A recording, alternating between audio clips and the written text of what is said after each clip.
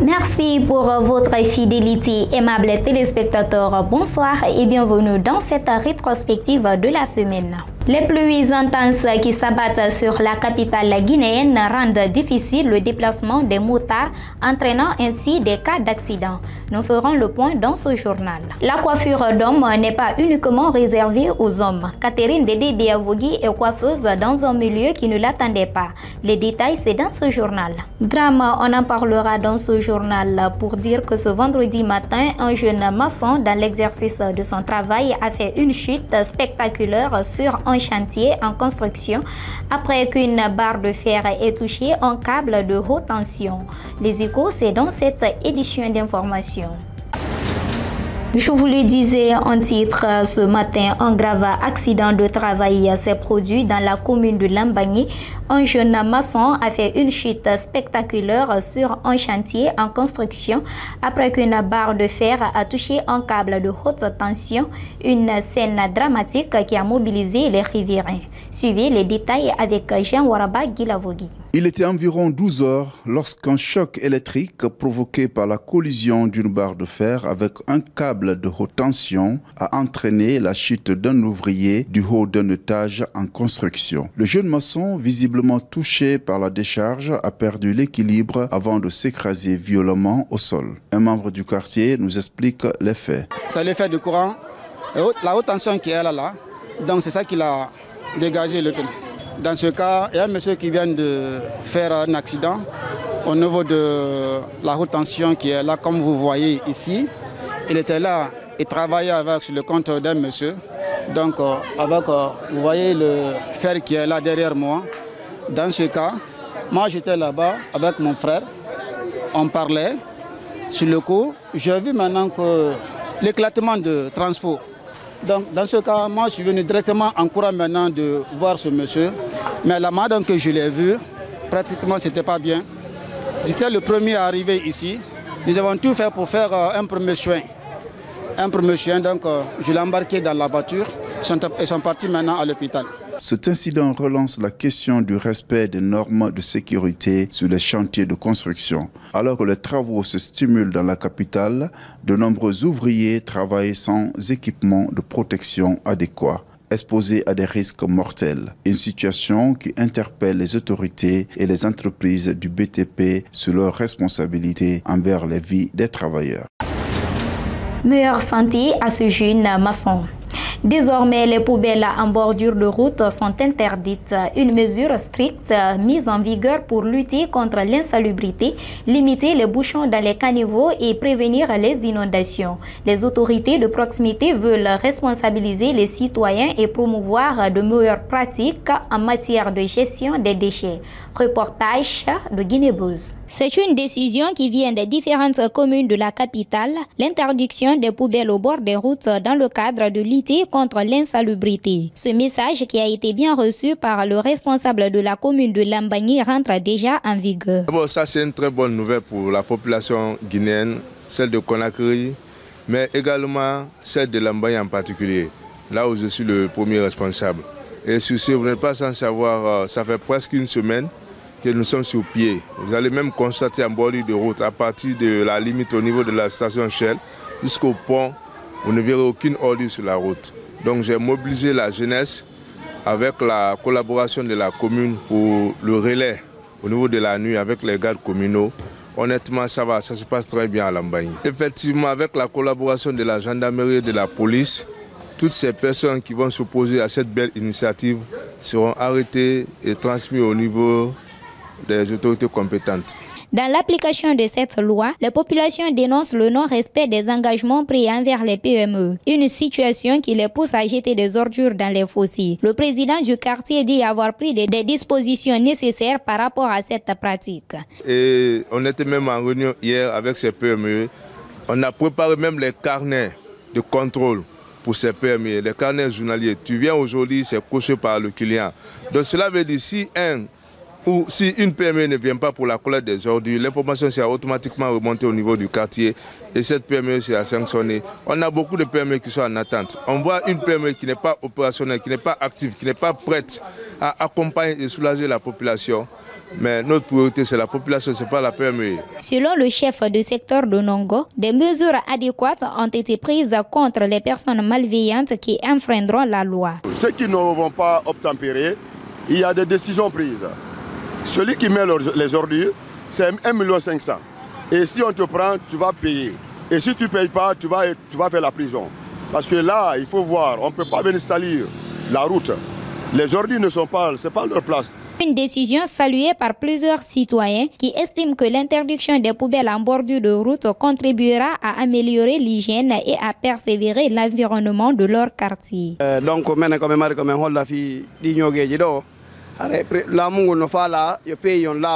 c'est indi non ko lamu nga betoto de labbi ngo pay yon wata labude ko enen citoyen beben immoto mo pay uraka woni don golla parce que ça nani pays labi ko citoyen beben na lamu ngo lando ko citoyen beben on va mi donc so nani ande président on ko tay population on noga population immoto daro ina président on ko fala ko ma dum mo wada on va mi ay labbi ngo lo pay na fi ngo de ko fi président on ko fi mengen fop parce que no danda nawnare no danda piji din fo. On va, mais donc c'est saleté de l'eau, on a donc faire à la anaune. Nous on saleté, nous on naunane. Donc pareil, programme de ko imbe yo famu, immo ara daro nyogeji nda be kadi wona lamu adanay ka wade nyogeji parce que si nyogeji be ko wade joni kombo onno ka fosewol jama ezida ibugo lerton. Haray no wodi ko hibbe. Donc haray lamu go menen toriyon yon wada men dun don hara carte kala duma ka nyoge den hibbeteno. Ça, c'est bon pour nous. Parce que les ordures là, c'est mal, c'est pas joli à voir ici. C'est très mal à voir. Donc, ce que le chef a fait, il a bien agi. Surtout notre chef secteur ici. Il a réagi et puis il nous a chargé de surveiller les poubelles là, pour que les gens ne versent pas des ordures. Il reste désormais à maintenir la sensibilisation et à assurer un suivi rigoureux pour garantir un cadre de vie sain et respectueux de l'environnement. Toujours drame dans cette édition d'information, aimables téléspectateurs. Un incendie s'est déclaré dans la nuit du mercredi 7 août 2025 au marché Madina à Conakry, ravageant plus d'une vingtaine de magasins ainsi que tout son contenu. Les sources du sinistre restent inconnues selon les premières informations. Suivez le reportage de Marie-Madeleine Pivi. Un incendie s'est produit dans la nuit du mercredi 7 août 2025 au grand marché de Madina, ravageant ainsi plusieurs magasins et boutiques. Les causes du sinistre restent pour l'heure inconnues selon les premières informations. Les pertes sont énormes, notamment pour les vendeurs, dont certains ont vu leur stock entièrement réduit en cendres. L'immeuble R+1 qui abrite plusieurs magasins, situé en hauteur, a été ravagé par la flamme, laissant derrière elle les commerçants désemparés. On avait un magasin avec un stock ici, là. Tout s'est brûlé. On est à Kassoya. Hier, toute la journée, on était là. En rentrant à la maison, vers 21h comme ça, ils m'ont appelé. Ils ont dit il y a le feu dans le centre. On est venu, on a trouvé, tous les stocks sont brûlés, tous les magasins sont brûlés. Il n'y avait rien dedans. Je n'ai pas compris si c'est le courant bas, si c'est comment. Je ne comprends pas. Mais en venant, j'ai trouvé le feu en haut. Je demande les autorités de nous aider. On est trop souffert. Parce que moi, mon mari, ça fait 6 ans comme ça, il est malade. J'ai 7 enfants. C'est moi qui charge les enfants. On avait un petit magasin à 36. Mon mari était débrouillé là-bas. Les bandits sont venus là-bas, ils ont volé tout. Vous avez compris? C'est là qu'il reste. On était en train de débrouiller ici, là. Ici, là, aujourd'hui, est fini. Il n'y a rien dedans. On revend les glacières et les œufs, les petits comme ça. Les femmes, c'est que les femmes travaillent. On revend ça. Mais tout, c'est fini. Il n'y a rien dedans. Surtout que le magasin, c'est fini. Mon mari est malade, j'ai beaucoup d'enfants. Je vais demander les autorités de nous aider. On n'a pas de soins maintenant, on n'a rien. Je suis femme. Je ne peux pas chercher n'importe comment. Dis Doumbouya de nous aider, s'il vous plaît. Je dis tous les autorités de nous aider. Même jour là, on n'a pas, même 500 francs, on n'a pas. Tous les magasins sont brûlés. S'il vous plaît, dis-les Doumbouya de nous aider. C'est ce qu'on veut, juste d'aide. Aucune perte en vie humaine n'a été enregistrée. Les forces de sécurité ont bouclé la zone, empêchant tout accès sauf aux médias. Les sapeurs-pompiers ont mobilisé plusieurs véhicules pour maîtriser les flammes de 23h à 4h du matin. Les autorités disent faire leur travail pour déterminer les causes de l'incendie. Tout de suite, quand on a annoncé l'incendie, chacun s'est levé pour trouver solution afin d'éteindre le feu. La gendarmerie, la police, les sapeurs-pompiers sont restés en activité de 23h à 4h du matin. D'abord reconnaître que plusieurs ont perdu beaucoup d'argent, beaucoup de biens matériels. Il faut les consoler, commençons par ça. La commission fera son travail et les directives seront données plus tard pour que nous passions à l'action afin d'éviter encore de pareilles choses. C'est vous qui parlez d'électricité, hein. On ne sait pas encore quelle est la cause du feu. Pour le moment, on s'en tient au fait que la commission va faire son travail. Et plus tard, on saura qu'est-ce qui a causé, n'est-ce pas, l'incendie. Au département concerné, le président de l'Assemblée nationale de commerce, on a alerté notre ministre du commerce. Aussitôt, elle a été là avec nous. Elle a resté là jusqu'à 2h du matin. Et tous les services de l'État, y compris les sapeurs-pompiers, la police, la gendarmerie, les services spéciaux, l'ANGUIS et les autorités locales, la délégation spéciale était là avec nous jusqu'à 2h du matin. Nous remercions très sincèrement les journalistes qui ont relayé aussi ces informations. La reprise ne sera pas donc facile pour ces commerçants suite aux dégâts causés par cet incendie. Dans un métier où les femmes sont rarement visibles, elle a choisi de ne pas passer inaperçue. Catherine Dédé-Biavougui est coiffeuse d'hommes. Entre passion, harcèlement et obstacles, elle continue de se battre pour exister et exercer dignement. Suivez le reportage de Guinée-Buzz. Au cœur d'un métier dominé par les hommes, elle a choisi de s'imposer avec ses ciseaux, sa patience et son audace. Elle, c'est Catherine Dédé-Biavougui, coiffeuse d'hommes à Dixine dans l'enceinte de l'université Abdelgamal Nasser de Conakry. Une femme qui coupe bien plus que des cheveux. Elle taille sa place dans un monde qui ne l'attendait pas. Au premier regard, ce n'est pas parfois facile parce que moi, ce qui me gêne un peu, c'est la marginalisation. Tu as un potentiel, mais le fait que tu es une femme, on dit, ah bon, moi j'ai jamais vu une fille coiffée, donc je ne me fais pas coiffer par une femme, au lieu d'essayer. Et la plupart des gens qui ont eu la curiosité de s'asseoir pour vouloir se coiffer, même si ce n'est pas un salon en tant que tel pour le moment, mais ils sont très satisfaits. Ou quand je me déplace, ils voient que ce n'est pas un homme qui vient pour le coiffer. Ils sont très surpris. Moi, en fait, je ne me compare pas aux hommes, mais en fait, je veux juste montrer que j'ai un potentiel que je peux mettre en œuvre. Ce métier, longtemps considéré comme réservé aux hommes, elle a su tailler sa place à force de patience, de courage et de talent. Derrière son sourire se cachent des années de remarques déplacées, de regards insistants, de propositions indécentes et tant d'autres. Ça ne finit jamais, mais j'ai un objectif en fait. Et il y a des gens parfois qui peuvent vouloir venir dire qu'ils vont m'aider en ouvrant un salon pour moi. Mais en vrai dire, certains ont une autre idée en tête. Avant même de débuter, dès qu'ils exposent, ça fait que l'idée ne marche pas. Et surtout ma famille qui me protège beaucoup et l'éducation que ma mère m'a donnée, ça fait que j'arrive à vraiment répondre à ces prédateurs sexuels. Les outils sont simples, mais les gestes sont précis. Chaque client qui s'assied fait le choix de la confiance, car derrière les ciseaux, il y a une main ferme. La première fois, moi aussi, j'étais un peu étonné parce que c'était ma première fois aussi de voir une femme en train de coiffer, de faire des travaux pareils.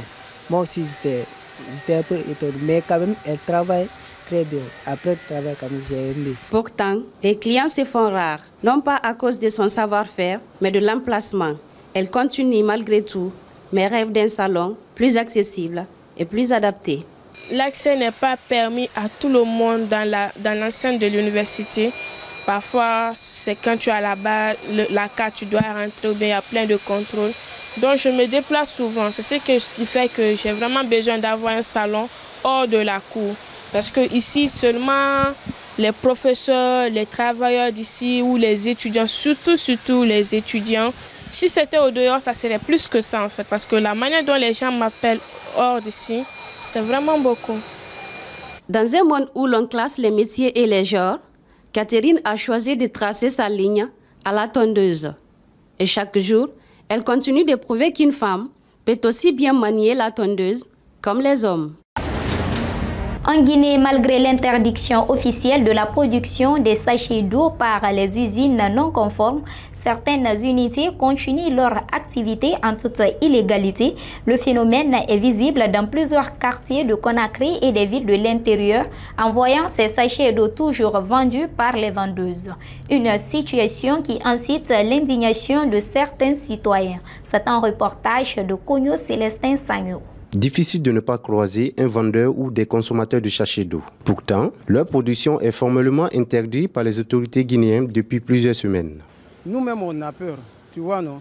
Mais ce que moi, je vais dire à tout un chacun, nous devons prendre nos responsabilités par rapport à notre santé, quoi. Parce que moi, j'ai choisi à Lambagne ici actuellement. Moi, si ce n'est pas l'eau Waou là ou l'eau Koya, moi, je ne peux pas acheter un autre sachet d'eau. Tu vois, non? Donc, c'est ce que tout le monde doit comprendre. Si tu ne connais pas d'où vient un sachet d'eau, il ne faut pas payer. Parce que sur le marché actuellement, on voit n'importe quel produit. Donc, c'est nous, la population, qui devrons prendre la responsabilité et veiller sur notre santé. Faire en sorte que quiconque doit implanter une hygiène de l'eau ou n'importe quel produit, c'est justifié d'abord, se présente au niveau du ministère pour que la population sache d'où vient ce produit. Nous sommes des consommateurs, il y a beaucoup de qualités de l'eau, mais moi, ce que je constate, il y a des qualités de l'eau, c'est là que je bois. Waouh avec Koya. Bon, je vais dire de l'État pour contrôler. C'est eux qui font l'eau pareil là. Ils vont nous contrôler quoi. Avant de faire sortir pour les donner les populations pour consommer. Pour cet autre citoyen, au-delà des sachets, vient la pollution de l'environnement. C'est aussi un enjeu de santé publique. Il y a ces eaux qui sont en train d'être faites chez nous ici, qui ne sont pas traitées, qui ne sont pas, comment je vais dire ça, qui ne sont pas vérifiés au préalable, parce que normalement, il faut envoyer l'échantillon au niveau des labos, voir la qualité de l'eau, si elle est consommable. Mais je ne pense pas si toutes les unités sont dans ces règles, je vais dire. Donc, et les plastiques aussi, la prolifération des plastiques n'est pas bon pour l'environnement, parce que c'est quelque chose qui ne se gâte pas comme ça. Il faut des siècles pour que ça disparaisse. Ça nuit à l'environnement. Ce constat ne se limite pas à la capitale. Dans plusieurs villes de l'intérieur, le même scénario se répète, mettant à mal les efforts de l'État pour assainir le secteur. Face à cette situation, des voix s'élèvent pour appeler à l'État à renforcer les contrôles et à sanctionner les contrevenants. Pendant la saison des pluies, des conducteurs de taxi-moto rencontrent des difficultés liées à la dégradation des routes. Les pluies intenses augmentent les risques d'accidents et de panne, impactant davantage leur situation. C'est le sens de ce reportage de Marie-Madeleine Pivi. En cette période de grande pluie, bon nombre de motards font face aux conditions routières difficiles avec une visibilité réduite. Une situation qui crée généralement des cas d'accidents, occasionnant des pertes en vie humaine. Motard de son état, ce chef de base d'Amdalaï donne quelques conseils à ses amis. Il y a une forte pluie qui s'abat sur la capitale guinéenne ici à l'heure là. Et nous voyons encore des fosses qui sont remplies de l'eau. Donc pour circuler, c'est difficile. Et il y a des motards qui risquent, qui ne connaissent pas la situation de la route. Ils viennent et descendent dans des caniveaux.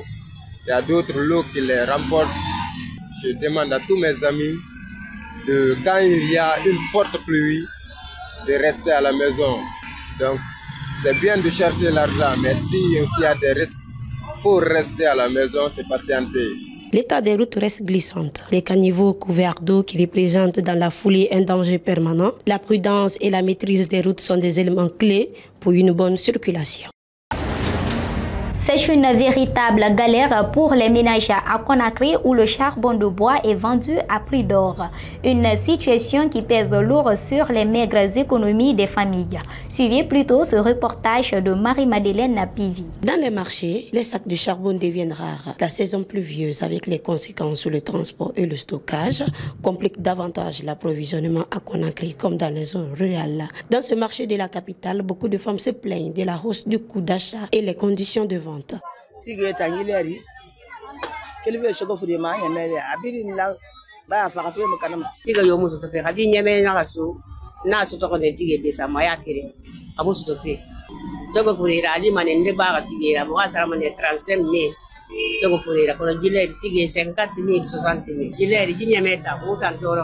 mi heɓi no feere ala no min accitino ɗum ɗo mais ko mi yaw mi sooda ko ɓuri mi gadda min joni kono min ala heɓude ɗo hay fus a yeeye ɗo joni wa 50 euro heɓa 10 000 15 000 20 000. Une difficulté partagée par les ménagères principales consommatrices. Pour ces femmes, le charbon reste le seul moyen adéquat pour préparer leur repas.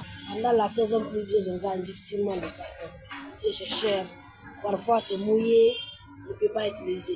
Entre les perturbations dans les zones de production, la logistique difficile pendant l'hivernage, le quotidien des ménages devient de plus en plus compliqué.